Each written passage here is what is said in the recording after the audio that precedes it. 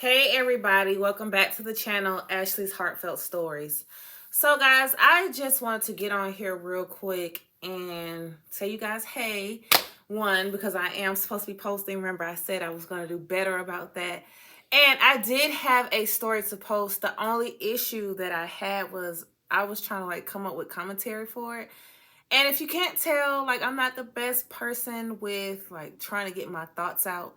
So yeah, I'm literally reading this story over and over again, trying to come up with notes on what I want to say. Um, just stuff. I'm just trying to come up with stuff. So I will be back. I promise. This time I am serious that I am going to post content regularly. And what really pushed me to do this video was I had one of you guys reach out to me this week, and I'm gonna say her name. I won't say her story, but Kayla, if you're watching, I am still praying for you. My son was sick, so I had to kind of take care of him, but I do plan on texting you back and just checking on you. But pretty much what she's gone through a hard time, and she was just kind of saying thank you for the content or whatever. And I told you guys that really motivates me to get on here and post more, because I know I babble a lot, and sometimes I feel like me babbling isn't helpful, or sometimes you guys might be like, what is she even talking about? Why are you posting this? So you guys reaching out to me, that really gives me a lot of encouragement to sit in front of a camera. One, because I'm really shy. I'm to myself. I'm not very good with words. Yeah, I'm just me. I'm just kind of reserved, and I'm trying to get out of that. I'm just trying to learn to be comfortable with just who I am, but also not just sit back and hold back. So yeah, I got a whole new life I'm trying to live. People that are outgoing, y'all inspire me, because I've never really been that girl. I'm just a reserved girl. But back to why I'm posting this video is because, one, Kayla really inspired me too, and then you guys, times are really hard now. I just saw a video, and somebody was talking about how if you really didn't go through tough times when you were younger, then you will go through them when you get older. At some point in your life, you're going to go through hard times. And that's kind of me. Growing up, I never really, I didn't have a lot of money growing up, but I didn't have a lot of challenges. It was just okay, well, this is just how life is. I even remember a period of us not having hot water, but it was I mean, this is just life. People just go through stuff. I never really had a time in my life where I had some of the issues that I have now. And I guess I'm going through adult problems, or I'm this is my only time being an adult, so I guess this is life. I don't even know. I just know that I never thought that I would go through some of the stuff that I am going through now, and I'm pretty sure everybody's like that. Every time I turn around, it's somebody that's kind of just going through something.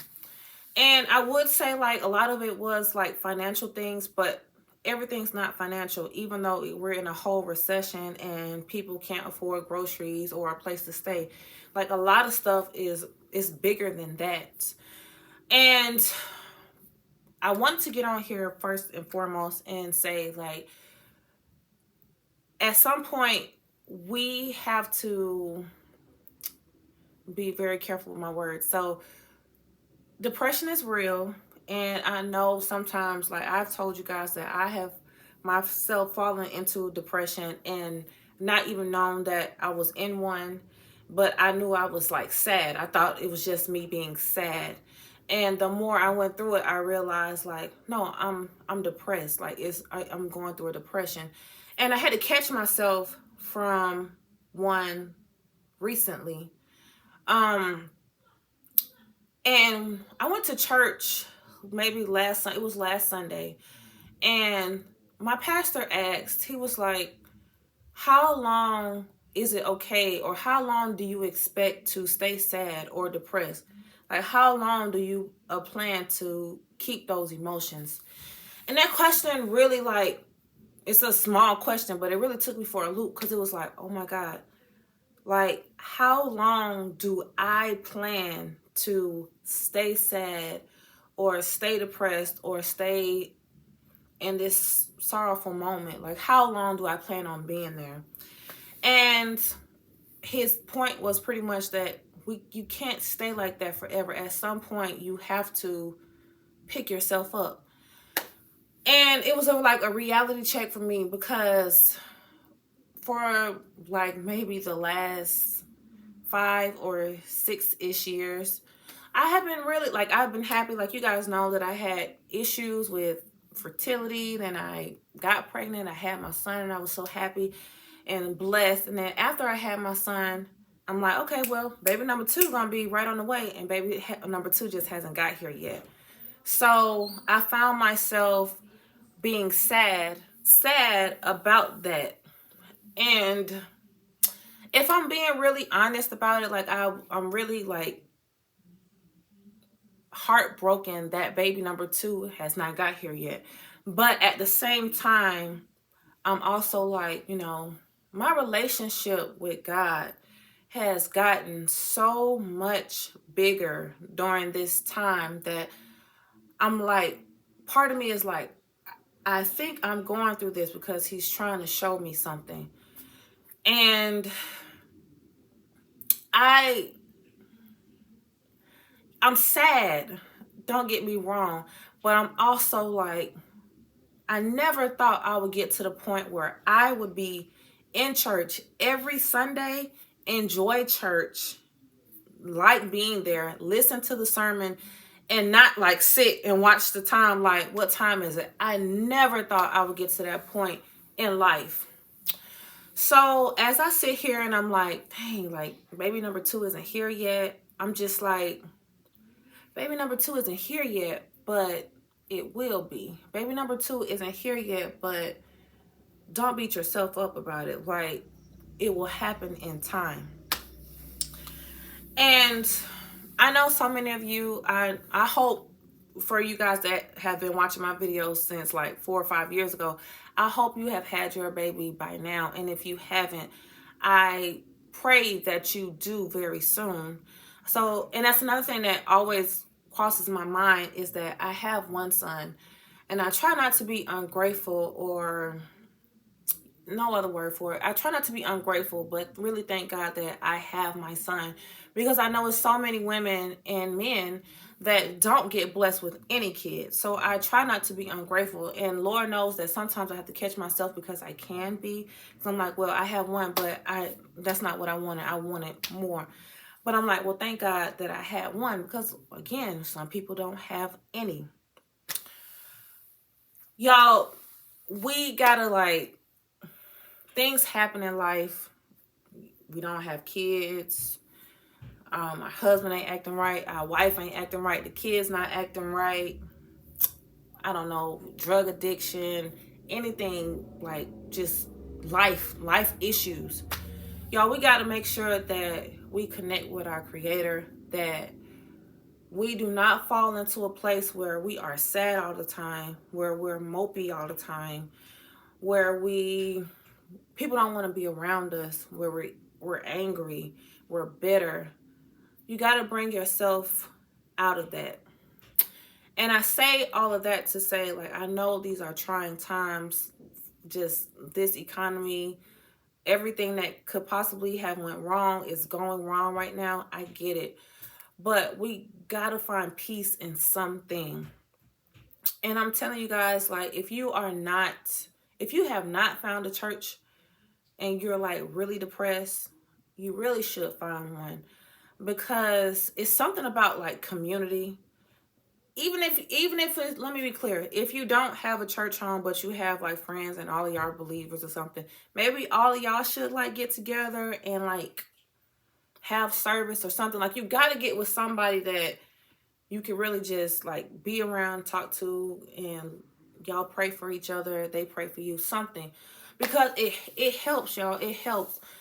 I find myself on a regular basis like, just like, thank God that I found a church home.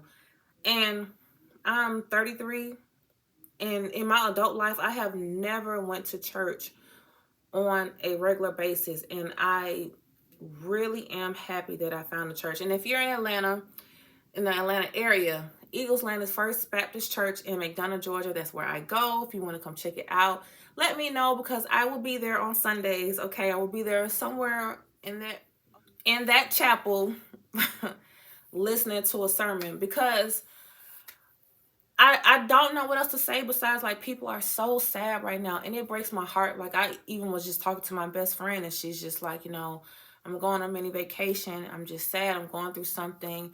Then I found out one of my old coworkers, like, just committed suicide. And it's like, people are always sad. Like, I remember growing up, people will be going through things, but like I said, this is my first time actually being an adult myself. So it kind of just makes you sad, like, seeing, like, everybody, like, so sad, or like everybody having, like, some sad story. So in my heart of hearts, like, I just pray, you guys, that I pray peace upon your life. If you are sad and depressed, I tell you guys all the time, I do not mind you calling me. One, because sometimes you need people that you can lean on. You may not have that in your life. Call me. You can text me, whatever. If I'm at work, I'll tell you, hey, I'll call you right back at 5 o'clock. And then I'll call you back, or you can text me and we can have a whole conversation about it. And then don't forget, like, if I'm not available, you don't have friends or family, you got to talk to your creator about it. You have to talk to God about it, because there's some peace with leaning on Jesus to, like, just take you from what you're feeling inside and, like, give you some sort of peace. Sometimes it can be like, just like, you may not even have the words. You might just want to be like, I just need to, like, cry. I know I feel better when I cry. I'm not even a crybaby. Like, my husband thinks I'm a crybaby, but my friends think I'm, like, the hard one. They're like, you hardly cry. Like, I'm pretty good, but if something really bothers me, I'm going to cry. And lately I have found myself, like, I'm getting on my knees and I'm like, God, you hear my cry, you hear my pain, my sorrow, but I'm hand it over to you. And we cannot sit in depression and anxiety and mopiness forever. At some point, you got to pull yourself out of it. You have to, for your own sanity. It is not okay to be sad and sorrowful for years, months on end. Like, you can't be like that.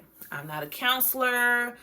I didn't go to school for psychology. All I'm saying is that at some point, you gotta be happy. Something has to bring you joy. I tell you, like, no matter what, I'm like, you know what? When I feel myself being ungrateful, I'm like, let me check myself. I have a husband, I have a son, I have a house, I have my health. There's some people that can't even walk around. Like, they not walking. How can I even find myself about to say, like, my life is awful when I'm blessed with that stuff alone? So the point of this video was just to say, like, y'all, do not fall into a depression that lasts years or months on end.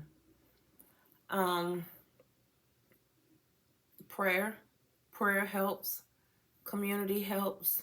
Find somebody you can talk to. If you don't have anybody in your circle that you can talk to, you can call me. I'm here.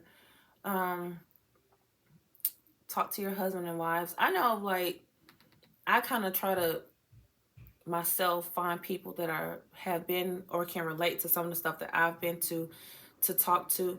But sometimes it's just like, if depending on the issue, I may not have to go through it to understand why it hurts your feelings. Like, we don't have to spend money for a therapist just to talk to somebody. Like, if you have something on your heart of hearts and you need to get it off with somebody. Don't let it get to the point where you're like, oh, I'm about to kill myself because I'm sad and I don't have anybody to talk to. There's somebody to talk to. Hey, I'm that somebody if you need somebody to talk to. I don't want anybody, like, I know people say, like, it's weak for you to commit suicide and stuff like that.